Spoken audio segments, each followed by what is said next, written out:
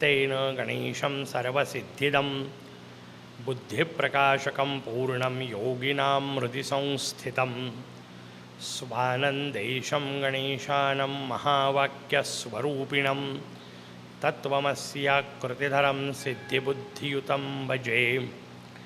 परब्रह्म परमात्मा भगवान श्री गणेश, विश्वमोहिनी माँ शारदा, उपस्थित संत सज्जन हो, अथर्व शीर्षाचं निरूपण आपण पाहतोय. आणि ते करत असताना काल आपण त्या मोरयाला वेगवेगळ्या पद्धतीने प्रार्थना केली. आवत्वम माम अववक्तारंपासून सर्वतो माम पाही पाही समंतातपर्यंत सुंदर व्यवस्थित टप्पे आहेत एक एक निरूपणाचे. आणि त्या मोरयाला विनंती करायची इथपर्यंत काल आपण पाहिल्यानंतर आज स्वाभाविक पुढचा टप्पा येतो की त्या मोरयालाच विनंती का करायची. काल आपण जसं सांगितलं की तो या सगळ्याच्या पलीकडे आहे आणि म्हणून तो आपल्याला बाहेर काढू शकतो, म्हणून जो या संसाराच्या पार असेल त्यालाच विनंती करायची. मग आज स्वाभाविक विषय येतो की त्या मोरयाचं गुणवर्णन आपल्यासमोर येतं. ग्रंथांचे सामान्यतः दोन प्रकार असतात. एकाला गुणवर्णनपर ग्रंथ म्हणतात आणि एकाला लीलावर्णनपर ग्रंथ असं म्हणतात. जसं अथर्वशीर्ष आपल्यासमोर आहे तर गुणवर्णनपर आहे. मोरया कसा आहे याचं वर्णन अथर्वशीर्षकार करतात. गणेश पुराण असेल, मुद्गल पुराणासारखा ग्रंथ असेल, गणेश विजयासारखा ग्रंथ असेल, हे लीला वर्णनपर ग्रंथ असतात. यात मोरयाच्या वेगवेगळ्या अवतारांचं वर्णन आहे. काल जसं आपण बोलताना सहज वाघे अवतारांचे उल्लेख केले की कृतयुगातला अवतार आहे विनायक अवतार. तो कश्यप आणि आदितींच्या घरी झालेला अवतार आहे. देवांतक आणि नरांतक नावाच्या राक्षसांना मारण्यासाठी झालेला अवतार आहे. हे सगळ्या गोष्टी अत्यंत बारकाईने समजून घेण्यासारख्या आहेत. देवांतक नरांतक हे नावंसुद्धा फार महत्त्वाची असतात. अध्यात्मशास्त्रामध्ये पाश्चात्य विज्ञान भले आपल्याला सांगत असेल, पाश्चात्य साहित्य आपल्याला सांगत असेल की नावात काही ठेवलं आहे, तुमची माझी संस्कृती सांगते जे काही ठेवलं आहे ते नामातच ठेवलं आहे. नामस्मरण हा अत्यंत महत्त्वाचा विषय जसा मोरयाचा आहे तशा या सगळ्या वाईट गोष्टींच्याही नामस्मरणाचा विषय आहे. देवांतक आणि नरांतक ह्या प्रवृत्तीचा विषय आहे. मग तशा पहिला अवतार विनायक सांगितला, मयुरेश्वर अवतार सांगितला जो त्रेतायुगात झाला, गजानन अवतार सांगितला जो द्वापारयुगात झाला, धूम्रवर्ण नावाचा अवतार होईल कलियुगाच्या शेवटी. वेगवेगळे अवतार सांगितले. त्या अवतारांची रचना, प्रत्येकाचे नावं वेगळे आहेत, कार्य वेगळे आहेत. त्या सगळ्याचं वर्णन जे असतं ते गणेश पुराणात आपल्याला प्रामुख्याने पाहायला मिळतं. त्यातल्या त्यात त्याचा क्रीडाखंड, कारण आधीचा जो उपासनाखंड आहे, उपासनाखंडामध्ये मोरयाच्या बाकी सगळ्या गोष्टींचं वर्णन केलं. वेगवेगळे क्षेत्र निर्माण कसे झाले, त्याच्या मागच्या कथा काय आहेत, दुर्वा, शमी, मंदार, मोरयाला आवडणाऱ्या गोष्टी, सिंदूर, गजानन नाम, या सगळ्याचं महत्त्व, चतुर्थीचं महत्त्व, हे सगळं पहिल्या भागात येतं उपासनाखंडात. क्रीडाखंडात वेगवेगळ्या अवतारांचं वर्णन. असं जे गणेश पुराण त्याला लीलापर वर्णन असं म्हणतात. आणि मोरयाचं हे जे वर्णन आपण पाहतोय हे गुणपर वर्णन आहे. अर्थात हे गुण म्हणजे काय तर त्याच्याकरता खास वेदांताचा शब्द आहे स्वरूप लक्षण. ते गुण नाही, कारण गुण बाहेरून येतात, गुण चिटवल्या जातात आणि गुण टिकाऊ नसतात. म्हणजे आज मी समजा सहज वाक्य वापरलं की मी तरुण आहे, हा तारुण्य हा गुण असू शकतो, तो टिकाऊ नसतो. हा भाव त्यातलं लक्षात घ्या. दुसरी गोष्ट, आपल्या जीवनातल्या बाकी सगळ्या गोष्टी सापेक्ष आहेत. मी उंच आहे की ठेंगू आहे या वाक्याचं उत्तर पटकन देऊ नका. तुम्ही तुमच्या हिशोबात कदाचित म्हणाल उंच आहे, पण शेजारी समजा बच्चन साहेब येऊन उभे राहिले तर मी ठेंगू आहे. मी गोरा आहे की काळा आहे त्याचं उत्तर नाही देत आहेत. मी कुठं बसलो आहे त्याच्यावर आहे. आफ्रिकेत जाऊन पोचलो तर मी गोराप्पा नाही, हां, पण कॅनडात गेलो, अमेरिकेत गेलो तर मी काळा वाटू शकतो. हा जो भाव आहे तो लक्षात घ्या. गुण सापेक्ष आहेत, स्वरूप सापेक्ष नाही आहे, ते मूलभूत आहे. आणि मग कसं आहे मोरयाचं स्वरूप आपल्यासमोर आज सुरुवात करतात. त्वम वाङ्मयः, त्वम चिन्मयः, त्वम आनंदमयः. 3 शब्द वापरले, वाक्, चित, आनंद. आता गंमत यातली लक्षात घ्या. वाक्चित आनंद यातले पुढचे 2 शब्द ऐकल्याबरोबर तुम्हाला एक तिसरा शब्द आठवायला पाहिजे. चित आणि आनंद म्हटल्यानंतर आपल्या डोक्यात बसलेला शब्द उपनिषदांनीच वापरलेला सच्चित आनंद असतो. पण उपनिषदांनी सच्चित आनंद शब्द वापरले, अथर्व शीर्षकारांनी बदल केला वाक्चित आनंद. किती मजेदार आहे लक्षात घ्या. त्या सतच्या ऐवजी वाक वापरला. का वापरला तो समजून घेतला पाहिजे, कारण तर त्याचं वैशिष्ट्य कळेल ना. सत शब्दाचा अर्थ काय, चित शब्दाचा अर्थ काय, आनंद शब्दाचा अर्थ काय, ते पहिल्यांदा समजून घेऊ, मग बदल आपल्याला लक्षात येईल. सत शब्दाचा अर्थ शास्त्रकारांनी दिला अस्तित्व. सत म्हणजे अस्तित्व.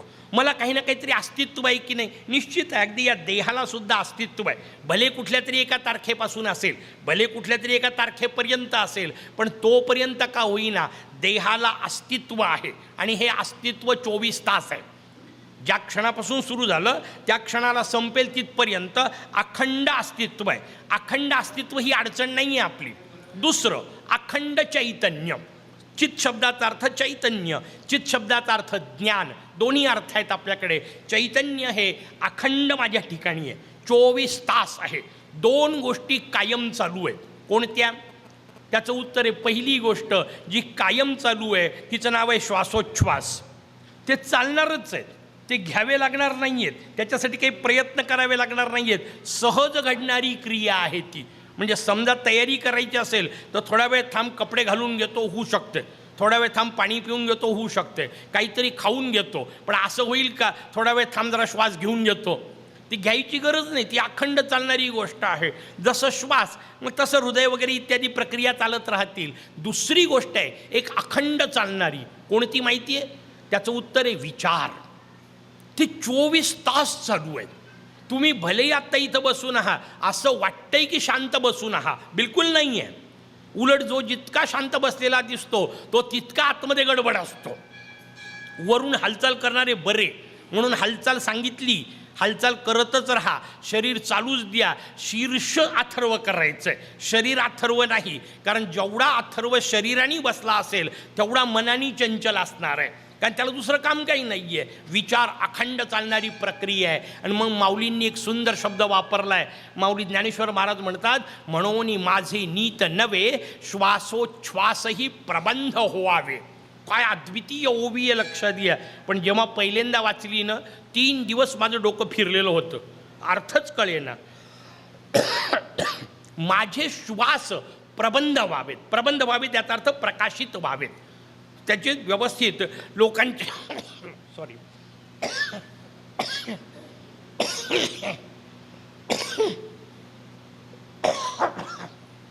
क्षमस्व. माझे श्वास प्रकाशित व्हावेत. तुम्हाला श्वास कसे काय प्रकाशित करणार आहे? मी बोललेलं प्रकाशित ठीक आहे, मी लिहिलेलं प्रकाशित ठीक आहे, मी सांगितलेलं प्रकाशित ठीक आहे. श्वास कसे काय प्रकाशित करायचे? 4 दिवस माझं डोकं पिकलं. आणि 4थ्या दिवशी सकाळी जेव्हा ध्यानाला थोडंसं बसलो, त्याच्यातही सुरुवातच होती. सुरुवातच होती, पण त्या सुरुवातीला एक मजेदार गोष्ट होती. ध्यानाला बसलं की पहिल्यांदा विचार असतो. माझ्या डोक्यात आता कोणतेही विचार नाहीत, निर्विचार व्हायचं. आणि मग असं मी 10 मिनटं बसल्यानंतर माझ्या लक्षात आलं, माझ्या इतका मूर्ख जगात कोणी नाही, कारण माझ्या डोक्यात कोणताही विचार नाही, हाही विचार आहे. निर्विचार होणं किती कठीण आहे लक्षात घ्या. तोही विचार आहे. आणि मग तो विचार डोक्यात आल्यानंतर एकदम डोक्यात आला, म्हटलं बरोबर आहे, विचार तर अखंड चालू आहेत. आणि मग श्वासोच्छ्वास जसे अखंड चालू आहेत तसे विचार अखंड चालू आहेत. आणि अखंड चालू असलेले विचार प्रकाशित करता यावेत, ही माऊली प्रार्थना करते की माझा प्रत्येक विचार, माझ्या मनात येणारा प्रत्येक तरंग प्रकाशित करण्या इतका सुंदर असला पाहिजे. असतो का? स्वतःचं स्वतःला विचारायचं. इथं बसल्यावर ठीक आहे, 1.5 तास तर मी चांगलाच बोलणार आहे, तासभर तर सुंदरच बोलणार आहे, त्यात काही वैशिष्ट्य नाही आहे. म्हणून आपल्याकडे संतांनी फार सुंदर रचना सांगितली, साधू एकांती पाहावा. आणि ते बाकीच्यांकरता नाही हां, नाही तर उरलेलं उद्या बसून बाकी साधूंच्या मागं लागाल, त्याच्याकरता नाही आहे. आपण साधू आहो की नाही हे आपण एकांतात पाहायचं. एकांतात याचा अर्थ, उद्या समजा तुम्ही माझ्या घरी आले, दरवाज्यावरची बेल वाजवली, दरवाजा उघडला, समोर सगळ्या सुंदर सुंदर गोष्टी दिसतात, त्यात एक मोठा TV लावलेला दिसतो आणि त्या TV वर संस्कार नाही तर आस्था चॅनल चालू असतं. का?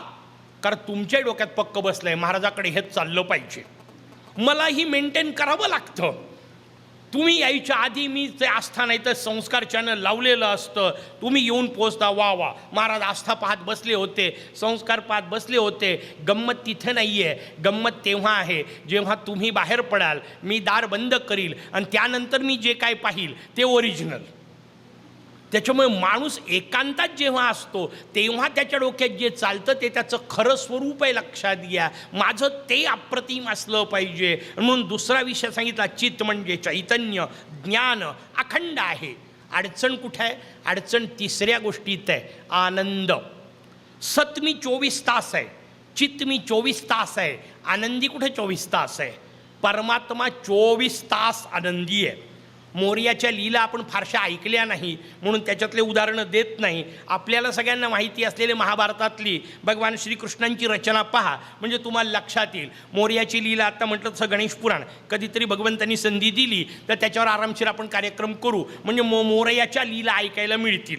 पण आत्ताचा जो विषय आपल्याला माहिती असलेला, भगवान श्रीकृष्णाचं चरित्र आठवा, निदान जे दूरदर्शनवर पाहिलं ते आठवा. जेलमध्ये जन्माला आले, हसत होते, बाहेर पडले, हसत होते, यमुनेला प्रचंड पूर होता, हे हसत होते, किती वसुदेव अडचणीत होते, हे आनंदात हसत होते, गोकुळात जाऊन पोचले, हे हसत होते, दुधादह्याचा मारा होत होता, हे हसत होते, पूतनेचं विष पीत होते, हे हसत होते, गळ्यात फुलांच्या माळा होत्या, हे हसत होते, लोणी खातानाही हसत होते, विष पितानाही हसत होते, फुलं उधळतानाही हसत होते, राक्षस अंगावर येत होते तरी हसत होते, फुलांवर नाचत होते तेव्हाही हसत होते, कालियावर नाचत होते तेव्हाही हसत होते, अंगावर फुलं होते तोपर्यंत आनंद होता, गोवर्धन उचलला होता तेव्हाही हसत होते. आणि पुढचं फार अजब सांगू, एकही नव्हती तेव्हा हसत होते, 16,108 हसून हसत होते. त्या प्रत्येकीला 10-10 लेकरं झाले तरी हसत होते. ते सगळे यांच्या संकल्पाने यांच्या समोर मारल्या गेले तरी हसत होते. आणि पुढची सगळ्यात महत्त्वाची गोष्ट, शेवटी तो व्याधाचा बाण पायात येऊन घुसला. प्रगटताना जे हास्य होतं, परंधामाला जाताना तेच हास्य होतं, त्याला परमात्मा म्हणतात. ही रचना समजून घ्या. अखंड आनंद, जे काय घडेल ते सगळं घडत राहील, माझ्या आनंदाला धक्का लागणार नाही, ही अवस्था प्राप्त करणे, याला आपल्याला शिकायचं आहे. अथर्व ते व्हायचं आहे. मी 24 तास आनंदी नाही आहे, लगेच ताबडतोब म्हटल्याने उद्यापासून होणारही नाही आहे, पण किमान तो काळ तर वाढवत नेता येईल ना. कालपर्यंत मी दिवसातून 20 तास रागवत होतो आणि 4 तास शांत राहत होतो, आता मी 4च तास रागवील आणि 20 तास शांत राहील, एवढं तर करता येईल. ते जितकं जितकं मोठं होत जाईल, समजून घ्या मोरया आपल्या जवळ आहे, आपण मोरयाच्या जवळ आहो. कारण त्याच्या जवळ गेलं की त्याचे गुण लागले पाहिजे.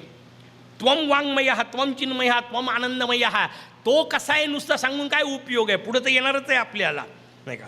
पण पंचायत आपली आहे, विषय निघाला तर आधीच सांगून टाकतो, पुन्हा विसरतो, पंचायत नको.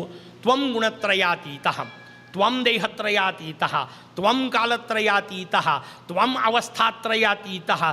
दर चतुर्थीला किती वेळ म्हणतात? 1000 वेळ. एकट्याला नाही जमलं तर सगळ्यांचे मिळून मोजता 1000 वेळ. अशी एक कल्पना करा बरं. बसल्या बसल्या हे समोर जे गृहस्थ बसलेत, तरुण बसलेत, त्यांना मी उभं केलं आणि सांगायला सुरुवात केली, तू मुलगा आहे, तू मुलगा आहे, तू मुलगा आहे, तू मुलगा आहे. किती वेळा ऐकतील? 5 वेळा, 10 वेळा, 25 वेळा, जाऊ द्या आता इतक्या लांबून आणलंय, मुद्दाम बोलावलंय, 50 वेळा, 100 वेळा, 101 वेळा माझ्या मागं लागेल की नाही हात धुवून माराय करता. काय चाललंय गंमत नुसतं, तू मुलगा आहे, तू मुलगा आहे, तू मुलगा आहे, सांगायची काय गरज आहे? मला माहिती आहे, म्हणेल ना माणूस.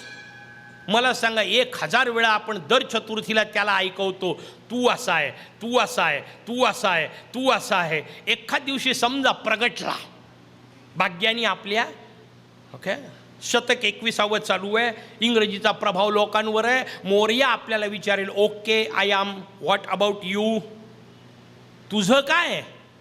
मी गुणत्रयातीत आहे हे त्याला सांगायची गरजच नाही, तो आहेच. आणि तुमच्या म्हणण्यावर कुठं अवलंबून आहे? तुम्ही म्हणा नाही तर नका म्हणू, तो तसाच आहे. त्वम गुणत्रयातीतः, त्वम देहत्रयातीतः, त्वम कालत्रयातीतः, त्वम अवस्थात्रयातीतः. यांनी नाही भागणार. 999 आवर्तनं भलेही करा. त्वम गुणत्रयातीतः, त्वम देहत्रयातीतः. 1000वे आवर्तन असलं पाहिजे, अहम गुणत्रयातीतः, अहम देहत्रयातीतः, अहम कालत्रयातीतः, अहम अवस्थात्रयातीतः. तर उपयोग. नाही तर त्याला नुसतं सांगून काय उपयोग आहे? तो ऐकतच नाही. तो का ऐकत नाही मजेदार सांगेल. जेव्हा शूरप्रकरणाचं वर्णन येईल तेव्हा आपल्यासमोर सांगेल की मोरया आपलं का ऐकत नाही. कारण हा अनेकांना प्रश्न असतो, आम्ही देवाला एवढं सांगतो तरी तो का ऐकत नाही. शेवटच्या दिवसापर्यंत या म्हणजे उत्तरं मिळतील त्याचे. तेवढी सगळ्यांची खात्री करून घेऊ, हिशोब आपल्याला समजून घ्या. मोठी मजेदार रचना सांगितली. त्वम वाङ्मयः चिन्मयः आनंदमयः. सच्चित आनंदाला वाक्चित आनंदाशी रचना केली. का बदल केला तो समजून घ्या. त्याचं उत्तर आहे सत शब्दाचा अर्थ अस्तित्व जो आपण पाहिला. पुढची अडचण अशी आहे की अस्तित्व तर जडालाही आहे नो. देहाला जसं सांगितलं देह तर जडच आहे, मग देहालाही अस्तित्व आहे तसं दगडालाही अस्तित्व आहे. उपयोग काय त्याच्या अस्तित्वाचा? त्या अस्तित्वाचा उपयोग नाही आहे. अस्तित्वाचा उपयोग तेव्हा आहे जेव्हा ते वाक होईल. आणि वाक शब्दाचा अर्थ अभिव्यक्त होणे, प्रगट होणे, वाणीचा संबंध आहे. आणि लक्षात घ्या, जगात एकच एक जीव आहे मनुष्य नावाचा, ज्याला भगवंतानी वाणी नावाची गोष्ट दिली. ध्वनी बाकीच्यांना आहेत, लक्षात घ्या. दोनमधला फरक आहे. ध्वनी वेगळे, पक्षांनाही ध्वनी काढता येतात, त्यांच्याही आवाजात थोडेफार बदल असतात. त्याला आनंद झाला तर त्याचा आवाज वेगळा असतो, दुःख झालं तर वेगळा असतो. अगदी घरात पाळलेल्या कुत्र्या मांजऱ्यांवर आपल्याला हे तपासता येतं. त्यांना ध्वनी आहेत फक्त, वाणी नाही आहे, लक्षात घ्या. आणि भगवंताचं वैभव हे आहे, त्यांनी तुम्हाला मला वाणी दिली आहे. आणि जगात एकच जीव मनुष्य नावाचा ज्याला बोलता येतं, फार वैशिष्ट्यपूर्ण तयार केलं आहे. जसं पहिल्यांदा सांगितलं होतं की बाकी सगळ्या पशूंमध्ये आहार निद्रा भयमैथून सारखा आहे. पुढची गोष्ट कोणती? त्याचं उत्तर आहे पुढची गोष्ट वाणी.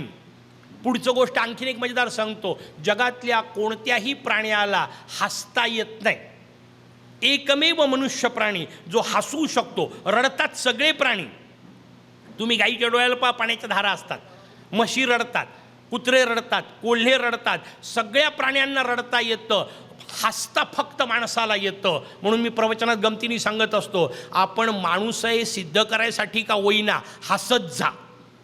विनोद नाही कळला तरी चालेल, कारण हसणं फक्त माणसाला येतं. आणि एक साधा हिशोब लक्षात घ्या, आपल्या सगळ्यांचा अनुभव म्हणून सांगतो. फोटो काढायला आपण जातो, फोटोग्राफर आपला कोणीच नसतो, तो केवळ स्माईल म्हणतो, स्माईल प्लीज म्हणतो. आपण त्याच्याकडे पाहून जे हसतो ते खोटं खोटं असतं ना, का त्याच्यावर आपलं काही प्रेम नाही काही नाही. त्याच्याकडे पाहून आपण जे हसतो ते खोटं खोटं हसतो. पण मला सांगा, खोटं खोटं हसलं तर चित्र चांगलं येतं.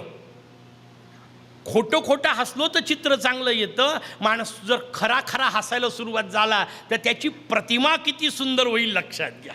नुसतं चित्र नाही, प्रतिमा सुंदर करायची आहे. ती प्रतिमा अप्रतिम करणे जो प्रकार आहे त्याचा संबंध वाक्शी आहे, वाणीचा संबंध आहे. मला अभिव्यक्त व्हायचं आहे, केव्हा होता येतं? काल सांगितलं तसं श्रवण व्यवस्थित झालं तर कीर्तन जमेल. बोलता केव्हा येईल? त्याचं उत्तर आहे ऐकलं व्यवस्थित असेल तर.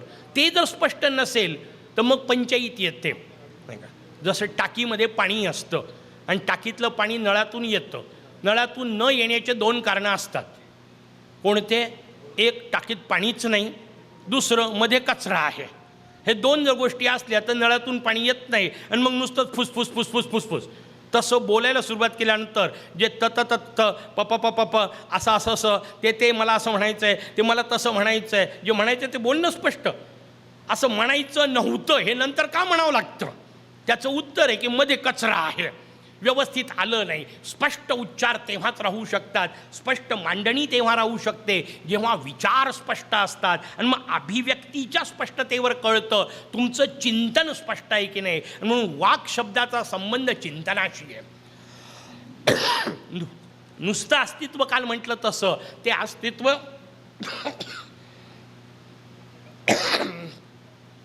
जडाचं देखील जे अस्तित्व आहे त्या जडाच्या अस्तित्वाला सिद्धी असं म्हणतात. सिद्धी आहेच, ते जड आहे. सिद्धीचं सगळं अस्तित्व, पद, पैसा, प्रतिष्ठा, सन्मान इत्यादी सगळ्या गोष्टी त्याला सिद्धी असं म्हणतात. हे जड अस्तित्व झालं. वाकचा संबंध वाणीशी म्हणजे बुद्धीशी आहे. आणि म्हणून सिद्धीपासून बुद्धीपर्यंत पोचायचं आहे. पण नुसतं बुद्धीपर्यंत पोचून उपयोग नाही. केवळ पांडित्य दाखवणे हे प्रयोजन नाही, त्याच्या पलीकडची गोष्ट झाली पाहिजे. त्या बुद्धीच्या द्वारे बुद्धिपतीपर्यंत पोचता आलं पाहिजे. म्हणून सिद्धीपासून बुद्धीपर्यंत आणि बुद्धीपासून बुद्धिपतीपर्यंत हा जो प्रवास आहे त्याला अथर्वशीर्ष असं म्हणतात. आपल्याला तेच समजून घ्यायचं आहे. म्हणून त्वम वाङ्मयः, तू वाङ्मय आहेस, वाणीने युक्त आहेस. याचा अर्थ अभिव्यक्त होणारं अशा प्रकारची बुद्धिमत्ता आहे. अभिव्यक्ती हा पुन्हा वेगळा विषय आहे. बुद्धिमत्ता अनेकांच्या जवळ असते, स्वतःपुरतीच असते, मांडताच येत नाही, सांगताच येत नाही. प्रचंड हुशार असतात, बोलायला उभे राहिले की गडबड होते, मांडताच येत नाही. कारण अभिव्यक्ती हा वेगळा विषय आहे, लक्षात घ्या. काही लोक अभिव्यक्ती अप्रतिम करतात, मुद्देच नसतात, तो वेगळा पुन्हा वेगळा विषय. तासन तास बोलतात, काय बोलले काहीच कळलं नाही. हाही प्रकार नसला पाहिजे. अभिव्यक्तीचा संबंध म्हणून वाक् सांगितलं, वाक् चित आनंद, 3 शब्द सांगितले. म्हणून त्वम वाङ्मयः, त्वम चिन्मयः, त्वम आनंदमयः, त्वम ब्रह्ममयः. कारण या तिघांचं एकत्रीकरण जे असतं एक वेगवेगळं नाही. जे वाक् आहे, जे चित आहे, जे आनंदमय आहे ते ब्रह्म.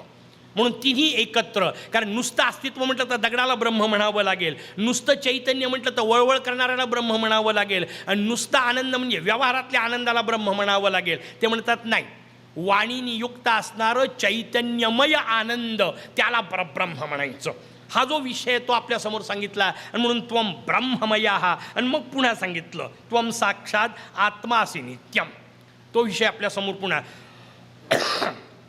त्वम वाङ्मयः, त्वम चिन्मयः, त्वम आनंदमयः, त्वम ब्रह्ममयः, त्वम सच्चिदानंदाद्वितीयोसी. आता तुम्हाला पुन्हा सच्चिदानंद का सांगितलं? मग अशी तर वाक्चित वेगळं करून सांगितलं. त्याचं उत्तर आहे, एकदा वाक्चित आनंदाचा वेगळेपणा कळला की पुन्हा सच्चिदानंद सांगतात. का? कारण जे उपनिषदांनी सांगितलंय तेच सांगतोय, वेगळं नाही सांगत आहे, फक्त त्यातलं आणखीन सुंदर विवेचन करून. म्हणून वाक् सांगितलं, सांगायचं सतच आहे.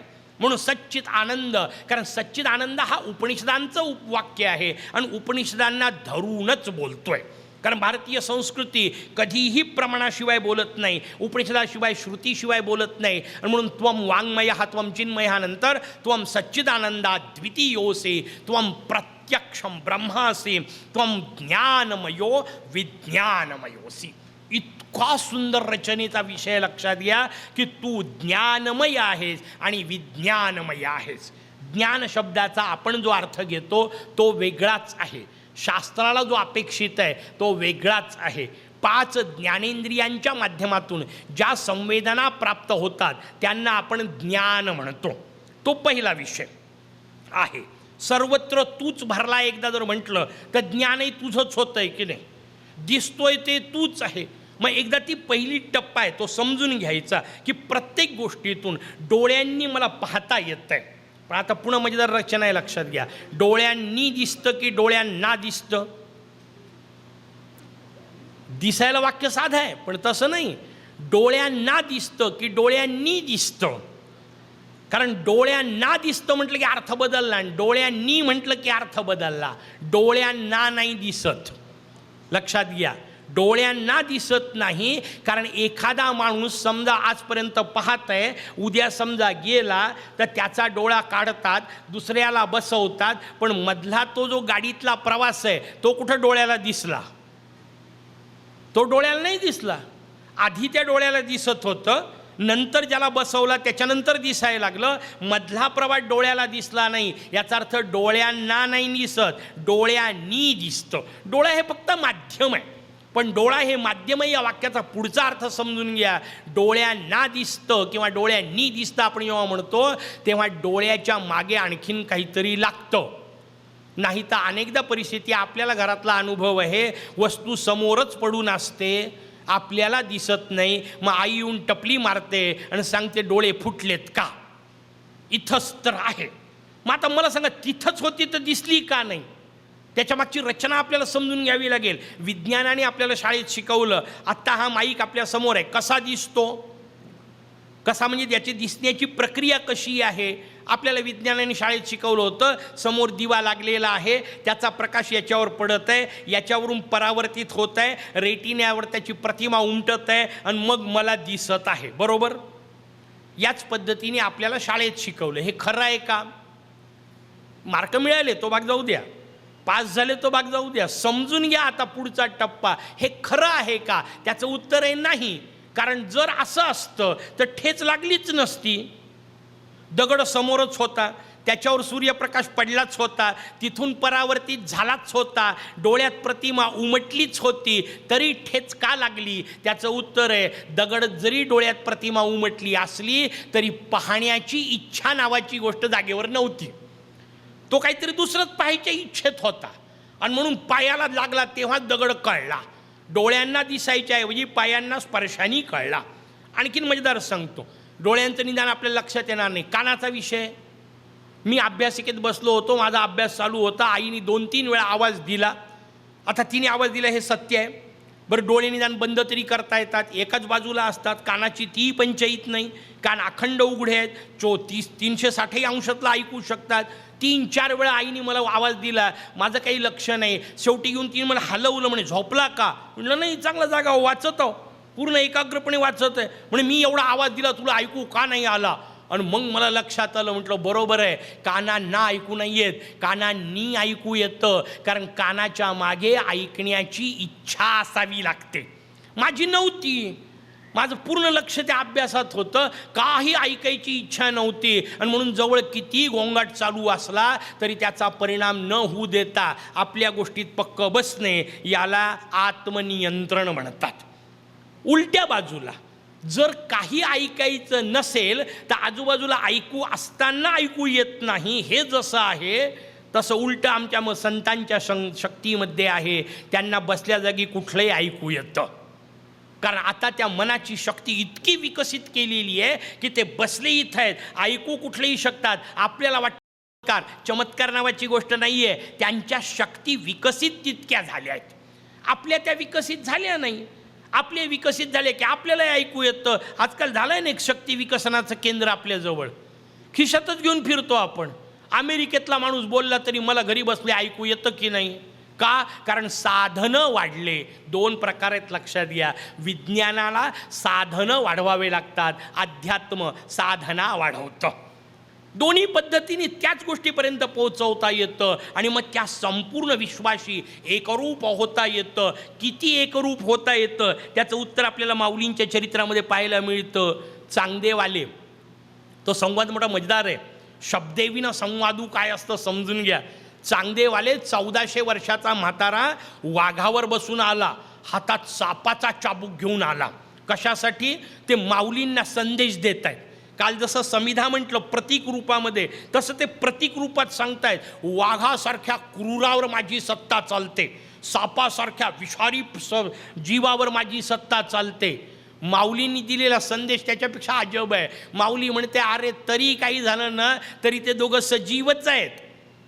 सापावर काय वाघावर काय, तुझी सत्ता शेवटी सजीवातल्या चैतन्यापर्यंत पोचला, त्याच्यावर सत्ता चालते. याचा अर्थ त्यांच्याशी जुळलोय, माझं त्या चैतन्याशी सुद्धा संवाद साधलेला आहे, मी त्या चैतन्याला नियंत्रित करू शकतो. माऊली म्हणते, अरे तरी ते सजीव आहेत, निर्जीवातल्या चैतन्याशी संपर्क करता येतो, त्याला भिंत चालवणे असं म्हणतात. लोक विचारतात भिंत कशी चालली? म्हटलं भिंत नाही चालली, वर बसलेल्या माऊलीनी चालवली. वर माऊली बसली असावी लागते, मग भिंत चालते. आपण बसल्यावर सतरंजी हालत नाही. आपला विषय नाही आहे, ते त्या दोघांचा विषय आहे, लक्षात घ्या. त्या पद्धतीने आणि मग त्वम वाङ्मय चिन्मय आनंदमय म्हणताना या संपूर्ण सृष्टीमध्ये हे जे सगळं आनंद मला मिळतो, ज्याला ज्ञान म्हटलं, की सृष्टीतून ज्या काही अनुभूती मला प्राप्त होतील त्या सगळ्या सृष्टीतल्या अनुभूती याला ज्ञान म्हणतात. मग डोळ्यांनी पाहणे, कानांनी ऐकणे, त्वचेचा स्पर्श, या 5ही ज्ञानेंद्रियांच्या माध्यमातून ज्या संवेदना मिळतात त्यांना ज्ञान म्हणतात. पण पुढचा शब्द जास्त मजेदार आहे. दुसरा शब्द आहे त्वम विज्ञानमय. तू नुसता ज्ञानमय नाही आहेस मोरया, तू विज्ञानमय आहे. आणि हा शब्द अथर्वशीर्षातली एक अप्रतिम किल्ली आहे. आपल्या डोक्यातला विज्ञान शब्द तिथं लागत नाही, कारण आपल्याला विज्ञान हा शब्द इंग्रजी सायन्सला पर्यायी या अर्थाने आपण वापरतो. आणि मग मोरयाच्या या तत्त्वज्ञानामध्ये जसं इंडियन नॉलेज सिस्टीम आहे तशी फॉरेनची लँग्वेज पण त्याच्यात येते आणि सायन्स पण आहे, असे अर्थ लावल्या जातात. हे अर्थ चुकीचे आहेत. इथे विज्ञान शब्दाचा विज्ञान म्हणजे सायन्स हा चुकूनही अर्थ नाही. इथला वी शब्द फार वेगळेपणाने समजून घ्यावा लागेल. ज्ञान शब्दाच्या मागे वी हे उपसर्ग लावला. तो वी उपसर्ग संस्कृतमध्ये वेगवेगळ्या अर्थाने वापरला जातो आणि त्यातला एक वी उपसर्गाचा अर्थ समजून घ्यायचा असेल तर विभीषण शब्द समजून घ्या.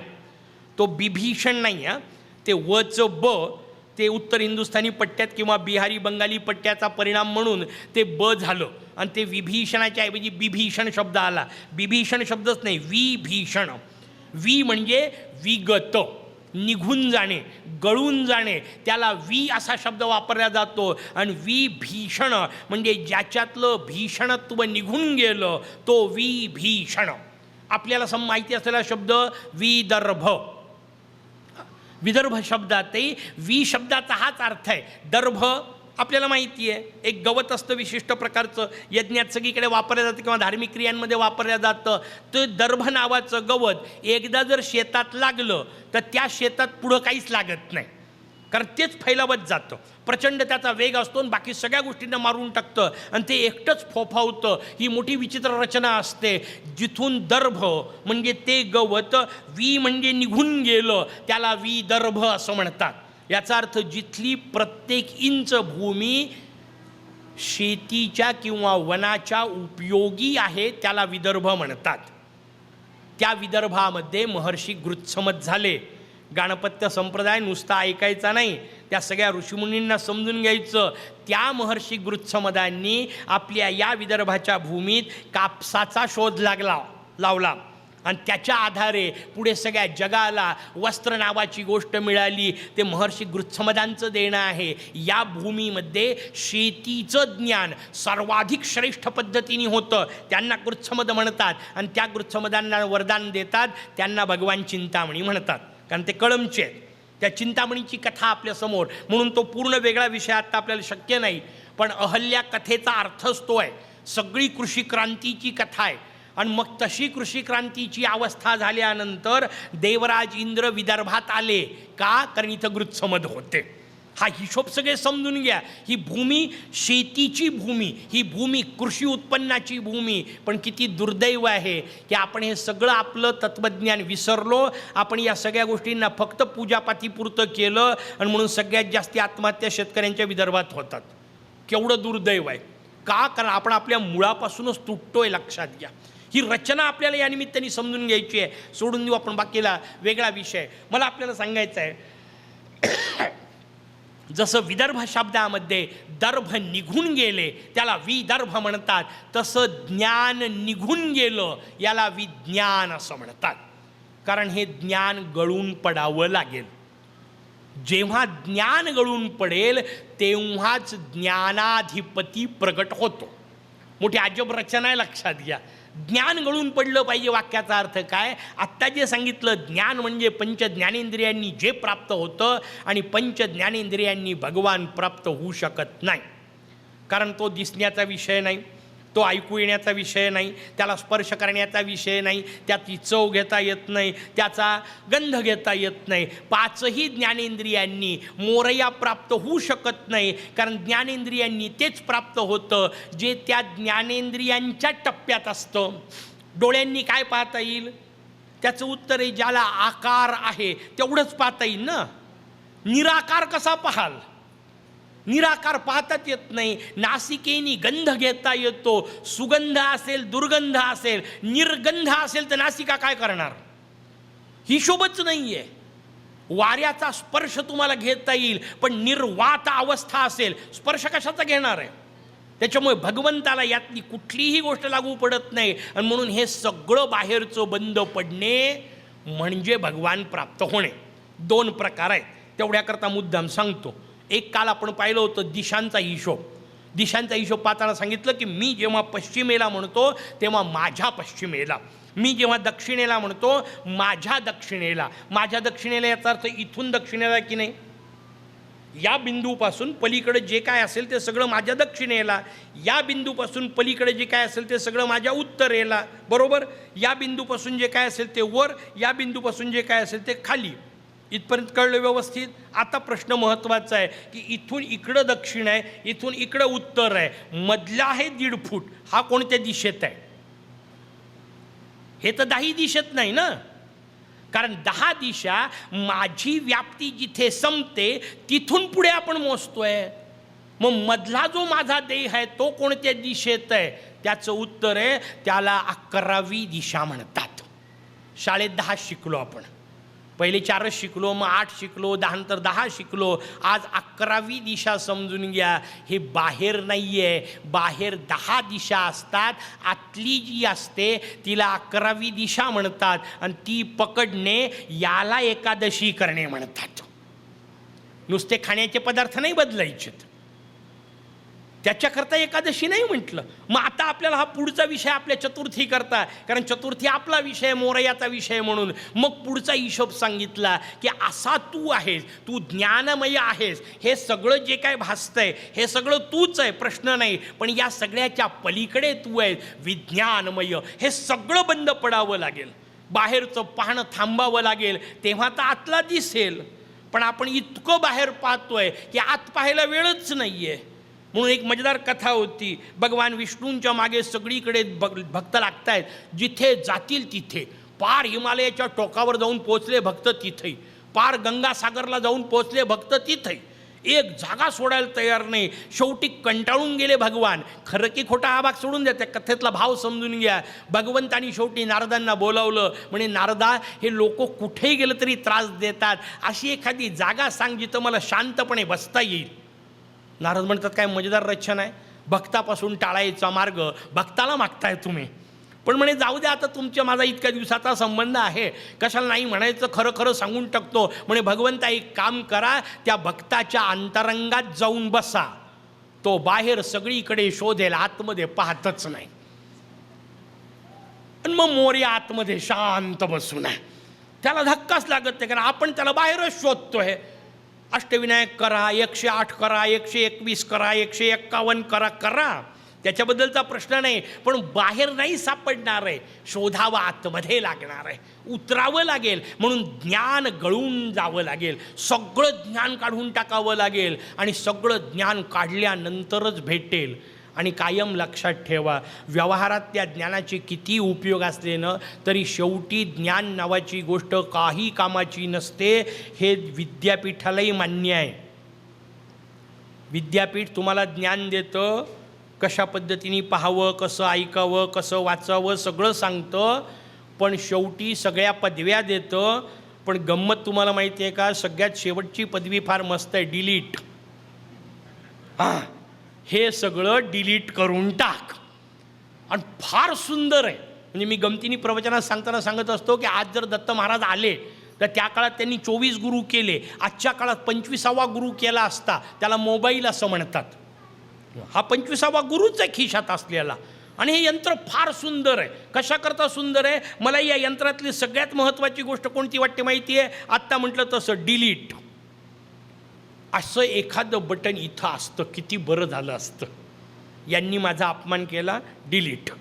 त्यांनी मला नावं ठेवले, डिलीट. तो मला वाईट म्हटला, डिलीट. पण पंचायत अशी आहे, असं डिलीटचं बटनच नाही, उलट आपलं बटन आहे सेव्ह परमनंट. आणि 25 वर्षानंतर भेटला तरी त्याला, तेव्हा तू मला असं म्हटला होता, संपलं ना बाबा विषय. पण तरी ते चालवत राहतो. मोठी पंचायत आहे, लक्षात घ्या. अथर्व का होत नाही ते समजून घ्यायचं आहे. ज्ञान गळून पडावं लागेल.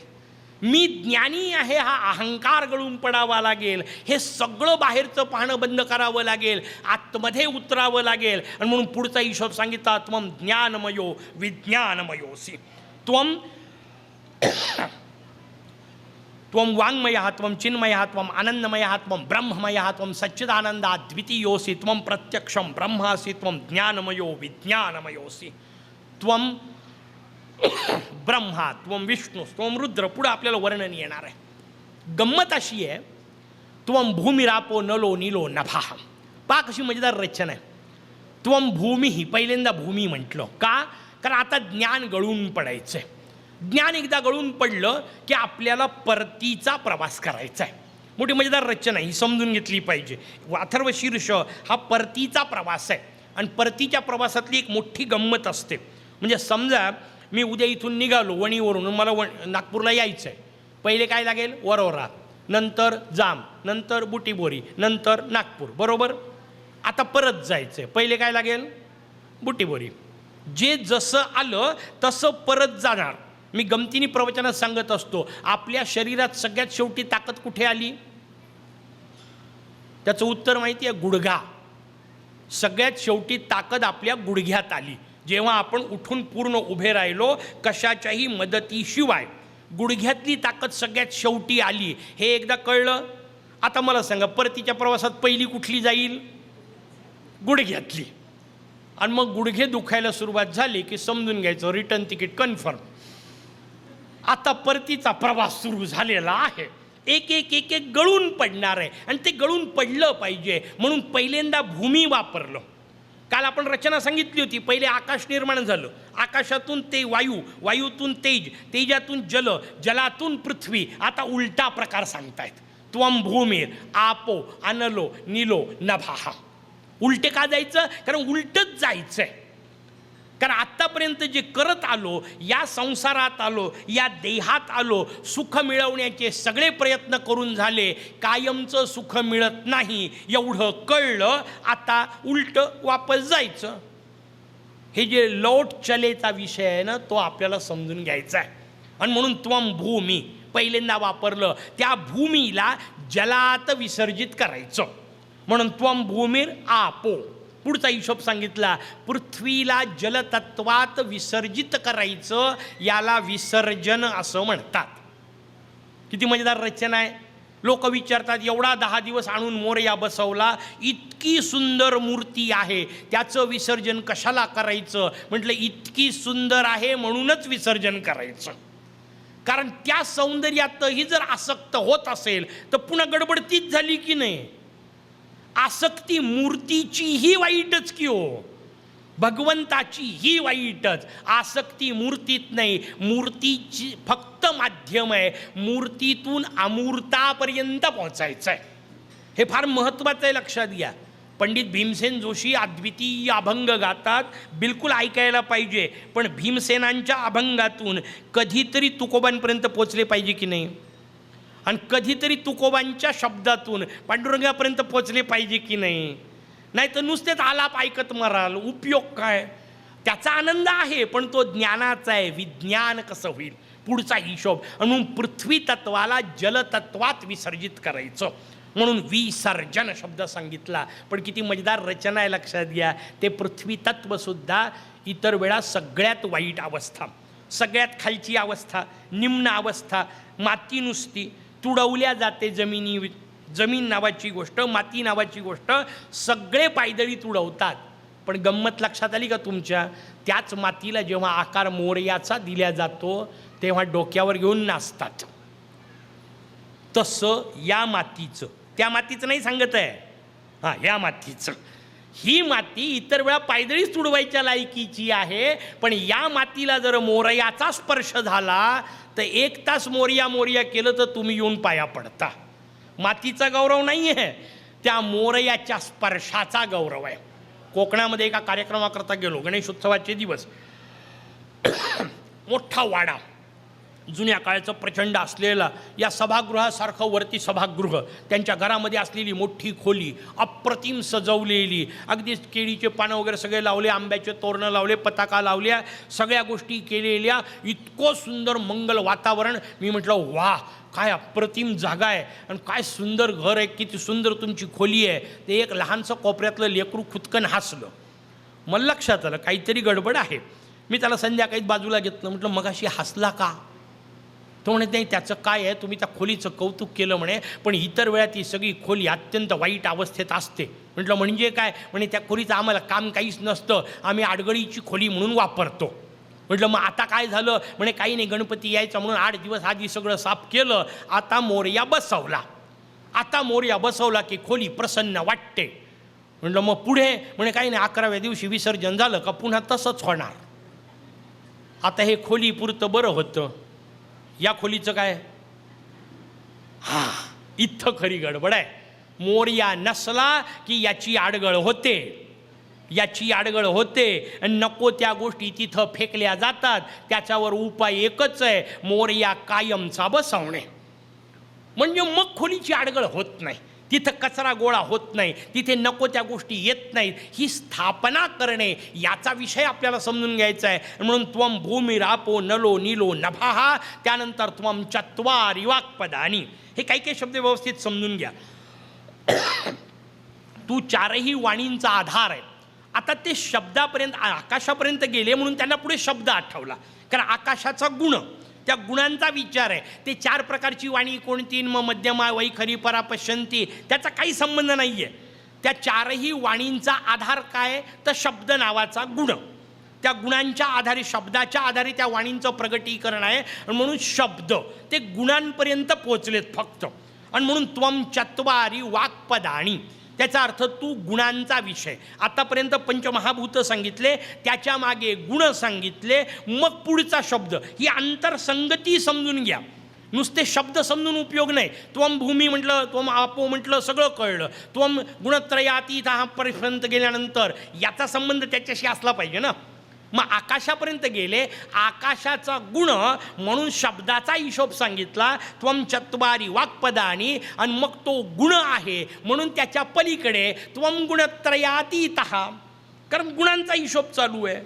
मग गुणत्रयातीतः याचा अर्थ 3ही गुणांच्या तू पलीकडे आहे. सत्वगुणाच्या, रजोगुणाच्या, तमोगुणाच्या, 3हीच्या पलीकडे आहे. 2 कळतात पटकन. तू तमोगुणाच्या पलीकडे आहे, पटकन कळतं. तू रजोगुणाच्या पलीकडे आहे, मान्य. तू सत्वगुणाच्याही पलीकडे आहे म्हटलं की गडबड होते. सत्वगुण आपल्याला चांगला वाटतो, पण सत्व असला तरी तो गुण आहे, आणि गुण आहे म्हणून बंधन आहे. व्यवस्थित समजून घ्या. उदाहरण सांगतो म्हणजे आपल्या लक्षात येईल.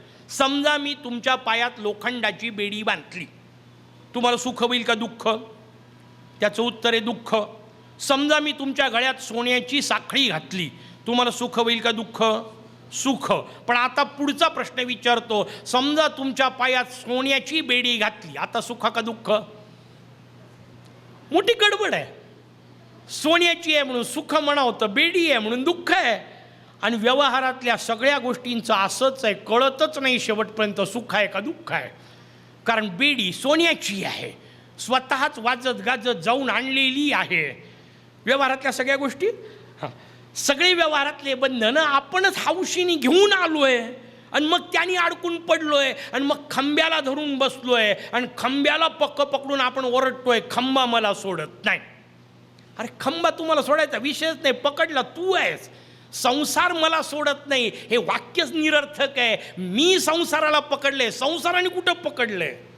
आपल्याला विनाकारण वाटतं आपले नातेवाईक आपल्याला पक्के पकडून आहेत. 8 दिवस मोबाईल बंद करून ठेवा, चॅलेंज देतो, विचारत सुद्धा नाहीत. आणि मग आपल्या लक्षात येते की आपलं काही स्टेटस नाही. रोज किती टाका, काही नाही आहे तोपर्यंत मोठं कौतुक आहे. 2 दिवस बाजूला सरका, काही विचारत नाहीत कोणी. आणि ज्या वेळा परिस्थिती वाईट येते त्यावेळा पहिले तोंड पलटवतात, त्यांनाच नातेवाईक म्हणतात. मोठी पंचायत आहे, समजून घ्या. रचना आपल्याला त्याच्यात किती आसक्त व्हायचं ते सोडून द्या असं मी म्हणत नाही. व्यवस्थित लक्षात घ्या. जगात तुमच्यावर कोणी प्रेम करत नाही, हे वाक्य मोठं भयानक आहे, पण व्यवस्थित समजून घ्यायचं, कारण अथर्व व्हायचं आहे. आणि अथर्व व्हायकरता समजून घ्यायचं आहे. एखादा घरातला माणूस मरून पडलेला असतो, रडणेवाल्यांचे वाक्य ऐका. हसू नका, तिथं बरं दिसत नाही, सभ्यता नावाची गोष्ट असते. पण मेलेल्या माणसाकरता जे आजूबाजूचे रडतात त्यांचे वाक्य ऐका, म्हणजे तुम्हाला गंमत त्यातली लक्षात येईल. बाप मरून पडलेला असतो, पोरगा रडतो, बाबा तुम्ही गेले आता माझं कसं. नवरा मरून पडलाय, बायको रडते, अहो तुम्ही गेले आता माझं कसं. नातू रडतो, आजोबा तुम्ही गेले आता माझं कसं. लक्षात आलं का तुम्हाला? त्या तिघांमध्ये महत्त्वाचा मुद्दा आहे, आता माझं कसं. ते त्यांच्याच करता रडत आहेत.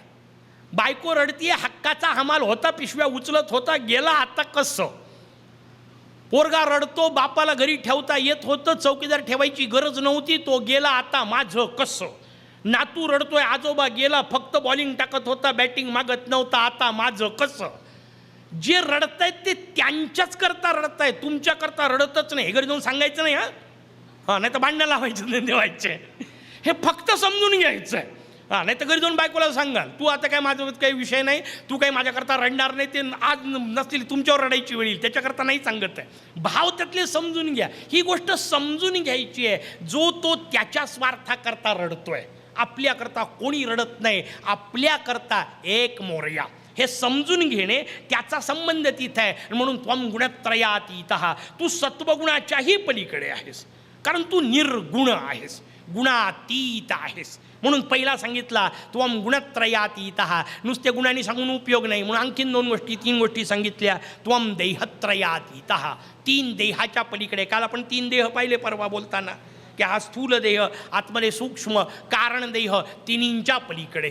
त्वम देहत्रयातीतः त्वम कालत्रयातीतः, तू कालत्रयातीत आहे, तिन्ही काळांच्या पलीकडे आहेस. पण गंमत अशी आहे की त्वम गुणत्रयातीतः म्हटल्यानंतर चौथा गुण नाही आहे ना. मग अस्तित्व नावाच्या गोष्टीवरच प्रश्न येतो. मग मोरया शून्य अवस्थेत आहे का? त्याचं उत्तर आहे नाही. गुण तर तीनच आहेत, चौथा गुण नाही. मग मोरया कसा म्हटलं तर शून्य का? त्याचं उत्तर आहे नाही. काळ तीनच आहेत, चौथा काळ नाही. पण मोरया चौथ्या गोष्टीत सांगितला. तिसरी गोष्ट सांगितली त्वम देहत्रयातीता, पण चौथा देहच नाही आहे. मग मोरया शून्य आहे का? त्याचं उत्तर आहे नाही. आणि म्हणून मुद्दाम चौथी रचना सांगितली, त्वम अवस्थात्रयातीतः. हा पाठभेद फार महत्त्वाचा आहे, लक्षात घ्या. का? कारण तिसरा गुण नाही, तिसरा देह नाही, तिसरा काळ नाही, पण चौथी अवस्था नावाची गोष्ट आहे. हां, चौथी अवस्था सांगितली. अवस्था तीन सांगितल्या: जागृती, स्वप्न, सुषुप्ती, गाढ निद्रा आपण ज्याला म्हणतो. पण त्याच्या पलीकडची चौथी अवस्था सांगितली, ज्याला तुरीय अवस्था म्हणतात. आणि ती चौथी अवस्था साधणे, याला चतुर्थी करणे असं म्हणतात. चतुर्थी ती आपण जी करतो ती नाही. आपण चतुर्थीच्या नावाने फारच भयानक गोष्ट करतो, म्हणजे व्यवहारातली. पण चतुर्थी कशी करायची विषय निघाला म्हणून गमतीने ऐकून ठेवा. शास्त्रकारांनी सांगितलं, तृतीयेला रात्री काही खायचं नाही. ऐकून ठेवा फक्त, करणार नाही आहे मला माहिती आहे. तृतीयेला रात्री काही खायचं नाही. चतुर्थीला नफलम नजलम मूलन पर्णं कन्नमेवच, यातलं काहीही नाही. पंचमीला सकाळी मोरयाची पूजा करायची, नैवेद्य दाखवायचा आणि मग प्रसाद घ्यायचा, याला चतुर्थी असं म्हणतात. आता आपण कशी करतो ते आठवा. आपली तृतीयेला सुरू होते. तृतीयेला रात्री आईला म्हटलं जातं, वाढ एक पोळी जास्तीची, उद्या चतुर्थी आहे, का स्टॉक करून ठेवायचं. बरं, चतुर्थीला उपासाचे लाडू, उपासाचा चिवडा, उपासाचं हे, उपासाचं ते. चतुर्थीला इतकं खातात की पंचमी करावी लागते. आणि तरी वर पाहतात आणखीन स्वानंद लोकातलं विमान कसं नाही आलं, कसं येईल. याला नाही म्हणत आहे, लक्षात घ्या. त्वम अवस्थात्रयातीतः, याचा अर्थ तू चौथ्या अवस्थेत आहे, तुरीय अवस्थेत आहे. आणि तुरीय अवस्था याचा अर्थ सुषुप्तीतला आनंद जागृतीत. सुषुप्तीची मोठी मस्त रचना आहे, लक्षात घ्या. गाढ निद्रा, त्या गाढ निद्रेमुळे तुम्हाला कशाचंच भान नाही, सुखही नाही, दुःखही नाही. म्हणून तर आनंद आहे. म्हणून तो उठल्यावर जाणवतो तो आपल्याला. अडचण तेवढीच आहे की जेव्हा आपण त्या आनंदात आहोत तेव्हा आपण आनंदात आहोत याचीही जाणीव नाही आहे. गाढ निद्रेतली अडचण तेवढीच आहे. पण त्या गाढ निद्रेत सुखही नाही, दुःखही नाही. माझ्या हातावरून साप चालला गेला तर मला भीती वाटणार नाही, आणि बायकोचा शेपटा गेला तर आनंद वाटणार नाही. दोन्हीचा संबंध नाही आहे गाढ निद्रेमध्ये. आणि मग या दोन्ही भावनांना कुठलीही प्रतिक्रिया न उमटणे, याला सुषुप्ती म्हणतात. ती अवस्था जागृतीत येणे, याला तुरीय म्हणतात. जे घडत असेल ते घडू द्या, ते सगळं मी तटस्थ, काय मस्त शब्द आहे, तटस्थ अवस्थेत पाहणे. तट म्हणजे किनारा. किनाऱ्यावर बसून असलेल्या माणसाला मध्ये एखादं सुंदर फूल वाहत गेलं तर तो उडी मारत नाही, आणि समोरून नदीत प्रेत वाहत गेलं तर तो बाजूला सरकत नाही. दोन्हीचा फरक त्याच्यावर पडत नाही. असं जीवनात घडणाऱ्या कुठल्याही गोष्टीचा माझ्या अंतरंग शांततेवर परिणाम न होऊ देणे, याला चतुर्थी असं म्हणतात. ती चौथी अवस्था प्राप्त करायची आहे, आणि त्याची रचना आपल्यासमोर सांगितली. म्हणून त्वम अवस्थात्रयातीतः, इथपर्यंतची रचना सांगितली. एक एक एक एक टप्पा, तसं आपल्याला ते परत करायचं आहे. बरं, तिथं गेल्यानंतर कसं, त्वम शक्तित्रयात्मकः, तू तीन शक्तींयुक्त आहे. कोणत्या तीन शक्ती? एकाला ज्ञानशक्ती म्हणतात, एकाला क्रियाशक्ती म्हणतात, एकाला साधन शक्ती म्हणतात. तीन शक्तींचा विचार केला, त्याला आपल्याकडे महाकाली, महालक्ष्मी, महासरस्वती म्हटलं. किती मजेदार रचना आहे. बरं, त्यांच्यासोबत तीन देव लावले. महाकालीच्या सोबत महाकाल भगवान शंकर, महालक्ष्मीच्या सोबत भगवान विष्णू, महासरस्वतीच्या सोबत भगवान ब्रह्मदेव. बरं, गंमत लक्षात आली का तुम्हाला? महाकाल आणि महाकाली दोघेही तमोगुणाचे. दोघांचाही विषय तमोगुणाचा, काही बिघडत नाही. दोघंही तमोगुणी असले तर चालतात. वर नाही तसं केलेलं. लक्ष्मी रजोगुणी, तिला देव दिला सत्वगुणी. सरस्वती सत्वगुणी, तिला ब्रह्मदेव दिले रजोगुणी. किती मजेदार रचना आहे, लक्षात घ्या. किती पैलू आहेत त्याच्यात. ब्रह्मदेवांचं काम आहे निर्मितीचं, पण त्या निर्मितीच्या मागे सत्वगुणाचं अधिष्ठान असलं पाहिजे. सरस्वती असली पाहिजे. सरस्वती शब्द कळत नाही. सरस्वती विद्या कशी असली पाहिजे? रसपूर्ण असली पाहिजे, आनंद वाटला पाहिजे. तर विद्या, सा विद्या या विमुक्तये, ती मुक्त करणारी असली पाहिजे. तर विद्या म्हणून सरस्वतीचा हिशोब दिला. लक्ष्मी असली पाहिजे, पण लक्ष्मीचं अधिष्ठान सत्वगुणी असलं पाहिजे, म्हणून भगवान विष्णू दिले. पैसा नसावा असं नाही, बिलकुल असावा, पण तो पैसा तोपर्यंतच उपयोगी आहे जोपर्यंत हा आतमध्ये बसलाय. ते कथा ऐकून माहिती आहे ना, मा लक्ष्मी एक दिवस म्हणाली, हे सगळं जग माझ्या भरोशावर चाललंय. भगवान विष्णू म्हणतात, हे असं नाही. ते हसले नुसते हिच्यावर. त्याच्यावर म्हणाले, नाही, उपाय सिद्ध करा, माझ्या भरोशावर जग आहे. एक प्रेतयात्रा चालली होती. भगवंतानी वरतून सोन्याचा पाऊस पाडला लक्ष्मीनी, आणि म्हणे, पा सगळे कसे प्रेताला सोडून धावतायत, कारण सगळं जग माझ्या मागे लागलं आहे. भगवान विष्णू म्हणतात, ते बाकी सगळं ठीक आहे, पण तो एक नाही धावत आहे ना, जो खाली पडलाय तिरडीवर, तो कुठं धावत आहे? ती म्हणे, अहो तो कसा धावेल, त्याच्यात आतमधला प्राण गेला. म्हणे, मी तुला तेच सांगतोय, मी आतमध्ये आहे म्हणून बाहेर तुझी किंमत आहे. मी आतमध्ये नसतो तर तुझी काही किंमत नाही. लक्ष्मी असावी, पण मग हे भगवान विष्णूंचं अधिष्ठान असलं पाहिजे. सत्वगुणाच्या अधिष्ठावर रजोगुण, आणि रजोगुणाचं म्हणजे कार्याच्या मागे सत्वगुणाचं अधिष्ठान, त्याला शक्तित्रयात्मक म्हणतात. आणि मग अशा तुझं योगी चिंतन करतात. कसं? उद्याच्या भागात. तोपर्यंत जय गजानन.